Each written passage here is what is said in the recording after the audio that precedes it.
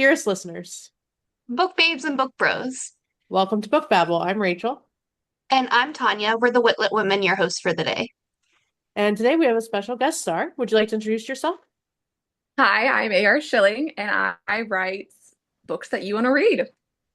Yes, You absolutely. write a lot of books that we want to read. Yes. We love all of the concepts. So we are so happy to have you on. Are you ready to babble? I am so ready. All right, I'll put 5 minutes on the clock now. Perfect. Okay, so the first question I almost always ask is what inspired you to write your stories? Oh gosh, I feel like it was a little bit of life and a little bit of the books that I've read. Um, I have a lot of thoughts, and they kind of started out in diaries, and then I would see movies or I would read books, and I was like, oh my gosh, I feel like my life could be a reality TV show or even better, a book. So I started writing Stargazers as this kind of preempt of my life, and it changed so much from what it was supposed to be to what it is now, and became a little less reality and more fiction as I realized that I don't think I want my life to be a book. I think I want my life to be way better than what it is. So that is how I started. I love that. And so, if anyone follows you along on your journey, because we do, they can see just how much you put into your books, how emotional of a journey it is. Yeah. Can you take us, like, walk us through that a little bit? Yeah, there is definitely a lot of heartbreak and romance in my books, and I feel like I have had a fair deal of both in my life. I like to draw from personal experiences for those deep scenes, just because I feel like if you want the readers to have an authentic experience, it needs to come from an authentic experience. So the heartache, like with sibling loss, you'll see that in Love Beyond Extinction. It's going to be the very first chapter. You get thrust into what it is to grieve someone so deeply ingrained into your life. And with Stargazers, you get to see what it's like to love the wrong guy before you meet the right one. And sometimes, even when you meet the right one, you don't recognize them as the right one because you've come from such a toxic place. So I like to sprinkle in a little bit of that reality, those relatable moments into fiction so that you're thrust into the story, but you could still see yourself in the stories. Amazing. That's amazing. Thank you. So what caused you to decide to do like a self-publishing, the indie author lifestyle rather than try like traditional publishing? I really, I'm really bad with authority. I'm really bad with people telling me, you need to do this, you need to be here, you need to be here at this time doing this. And I just kind of like to do my own thing on my own schedule. I'm very ADHD prone, so my ideas and my writing patterns are very sporadic. And I feel like that self-publishing route just spoke to me a little bit more clearly than going trad because it's such a strict routine. Not that I wouldn't love to go trad eventually, just self publishing was a really good start for me. And I feel like it gave me the ability to figure out what writing patterns worked and which didn't for me. Amazing. So I'm gonna jump back to the emotional stuff because if you can't tell, Rachel likes Yeah. all of the nitty-gritty details, but I love the emotional things. Yeah. Um, so is there a character that you relate to most or connect with most in any of your series?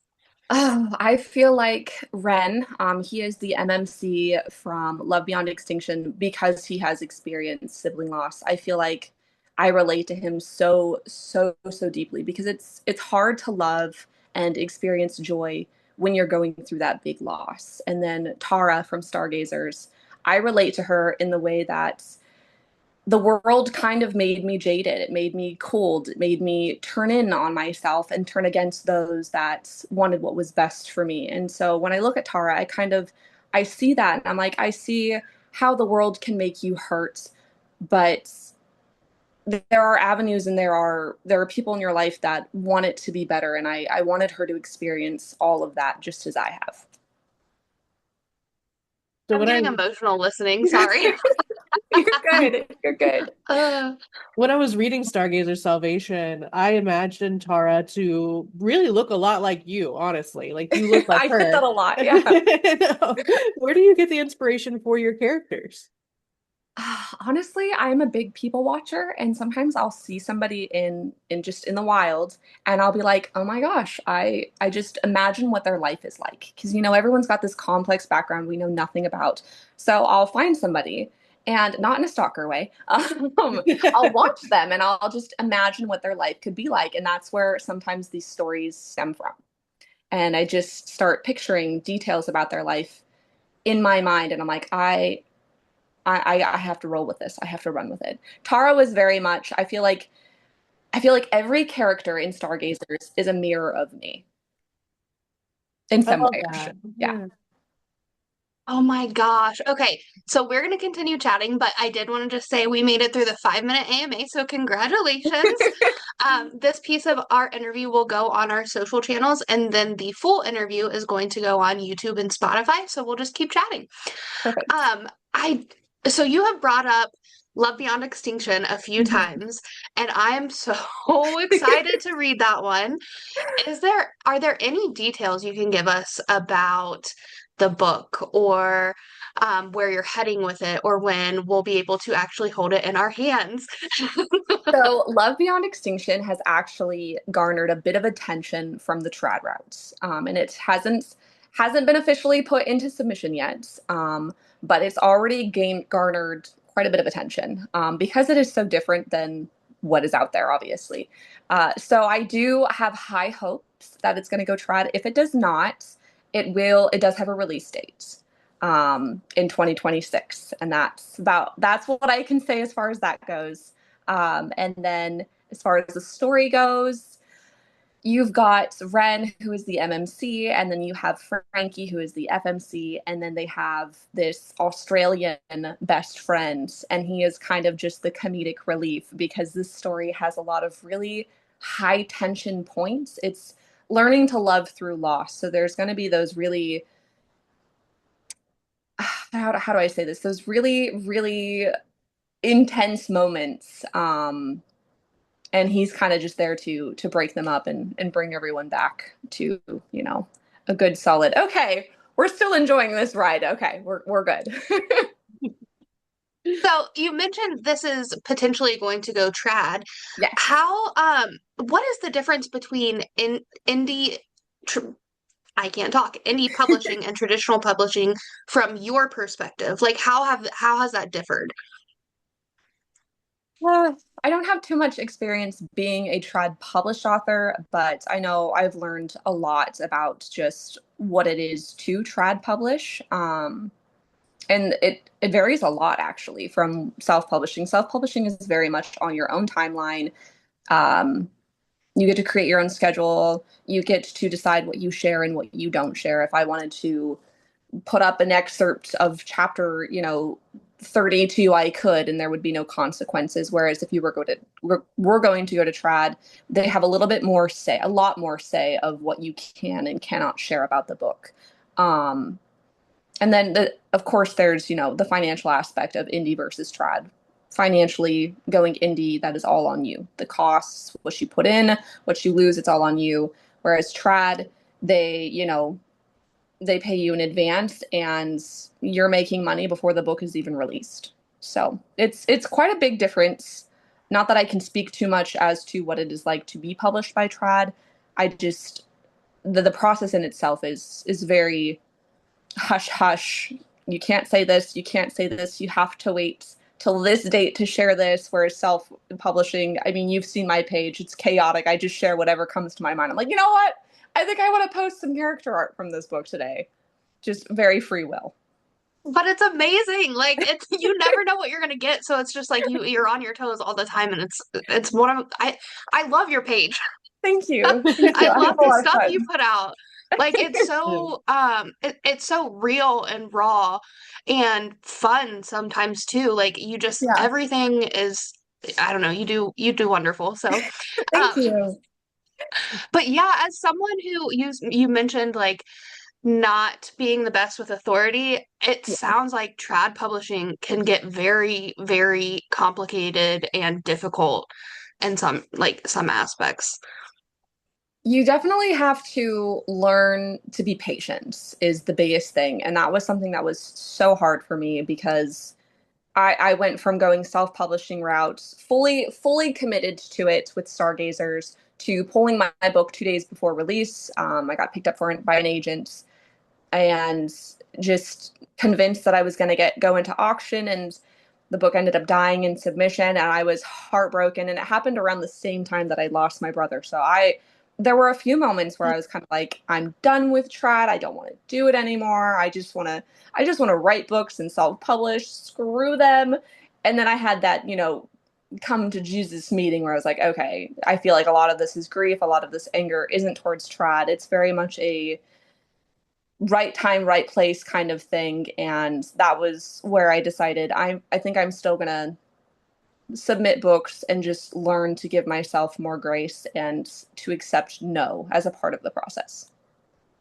That's so difficult though. Like It I'm is. the first one to say I'm not great at the word no. Like Yeah. I'm not good at telling people no and I'm not good at accepting no. So Yeah. like putting Yeah. myself in your shoes, I can understand. It was difficult. It gosh, there were so many moments where I was just crushed, and I feel like every one of my close circle could attest to that. I'd call them, "Oh my gosh, I'm so heartbroken," and then the next day I'm like, "Hey, I had this new book idea.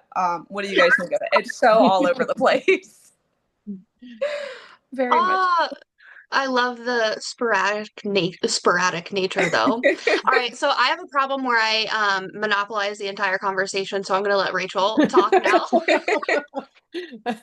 Sorry, I've been teasing her a lot about that. I'm like, okay, I'll just sit here. It's fine. Um, so I don't know. So when I read Stargazer Salvation, I read it from an arc as an arc reader. Yeah. And so that kind of led into finding you, period, and your page and everything that's going on. And it's been such a fun journey to watch you develop over time since that happened. So I guess my next question is, are you planning on continuing to indie publish too if you go trad, or are you gonna trad Yes. publish everything? Oh no, I still want to indie publish because I still am very impatient. I've learned to take no. I've gotten better. I'm not, super bratty about it anymore, but I am still very impatient, and I I think the process sometimes can take forever, and I want my readers to be able to, have something in between those big books. So like with Not Another Happily Ever After, I'm going to be publishing that in 4 months. Completely random, spur of the moment book, but I was just like, I'm just going to self-publish it. I'm not going to submit it. We're going to go full steam ahead with this one. That's phenomenal. I will say if you need any assistance with your indie publishing and marketing, I run Iris, so we were having conversations with you before about working Yeah. with us. So if you ever need help, just reach out and we're Yeah. happy to help. So Okay. I have a question about Stargazers. Are you planning on returning to that world again, or is that kind of Yes. like concluded? Stellar Betrayals will, oh my gosh, it is so far from concluded. I'm so Um, excited. I love so it so much. It's one of my favorites. I there is so much going into this book, and when I say Tara is like Anakin Skywalker, I mean it in every sense of the word, from the dark versus light moments, the tragic romance, the just bringing everything that you've loved to its knees moments will be in that series. It's just kind of building up to those. Hers is going to be the prequel series. Basically, you're falling in love with the villain before we get to the main series. That's exciting. Yeah. So You have Stellar me hooked at Betrayals. Annie. Do I have to I'm what? hooked. You have me hooked at Anakin. Like I if she's like if that's her story, I'm hooked for Mhm. life. Yes. Yep. She is essentially the female version of Anakin Skywalker. Oh, it's such a good just Stargazers is such a good book. I Thank fell you. in love with it. Thank you. It's Yes. great. It was so Oh, much fun to write. I'm really excited. Stellar Betrayals, which is the second book in that series, will be releasing early 2026. So That's exciting. yeah. we have We been are like over waiting. time though, so I wanted to give you time to if there's anything that you wanted to say to your readers or to the listeners, because we've totally like ran over time and I just realized it. So I wanted to give you space to say anything you wanted to say. See, I'm super chaotic, and I'm one of those people where when I'm like just standing here, I blink. And then we'll get off the phone and I'll think of something like, "Oh my gosh, I should have talked about that." Um gosh, I guess just expect the unexpected with me. From the cringy, you know, not another happily ever after videos that I make to the random Love Beyond Extinction snippets that I share. And then, of course, with Stargazers, just keep your eyes peeled for it all, everything. Yay. We're so excited to see these come out here in the next year or so. We're also so excited and happy that you were able to join us today. So thank you so much for taking Thank time out of you. your day. And I hope you enjoy the rest of your day. Yeah, you guys too. I had so much fun. Thank you. You too. Thanks for Thank coming by. you. Bye. Bye.